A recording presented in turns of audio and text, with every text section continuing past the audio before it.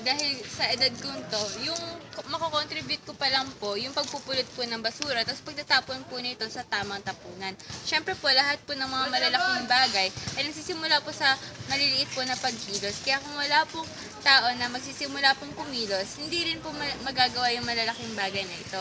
Yun po yung contribution ko sa pagtulong po sa pagsagip sa kalikasan.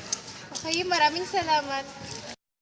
At ngayon naman ay maghahanap po tayo ng isa pang makakapanayam na kabataan. Ito si ate. Ano po ang pangalan niyo? Ako po si Kate De Leon. Paano po kayo makakatulong at may papakita o may sasagawa ang wastong paggamit na ating kalikasan? Nako, mahirap-hirap na tanong yan. Siyempre, uunahin ko ang pagtitipid. Magtitipid ako, halimbawa, kung malapit lang aking pupuntahan, hindi na ako sasakay ng kahit anumang sasakyan at maglalakad lang ako. Or sa pagsasali ng mga organisasyon na makakatulong sa ating kalikasan. Ayun. Okay, maraming salamat, Kate. Narito pa rin po tayo ngayon upang maghanap pa ng ilan pa nating kakapanayam. Ito, dalawang kuyang maglalakad.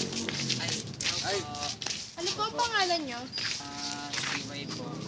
Joseph po. Maaari ba kayong ma-interview kahit saglit lang? Sige, maaari.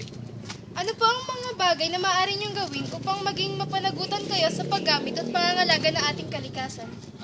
Siguro yung unang dapat gawin, yung pagbawas.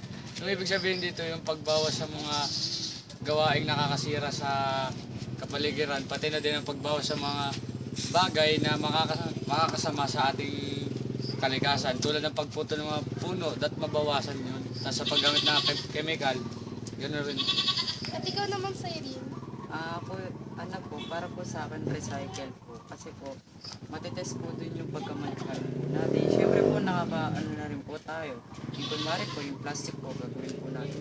Parang ganun, nababawasan na rin po yung mga patapon. Okay, maraming salamat sa inyong mga opinion. Sige po.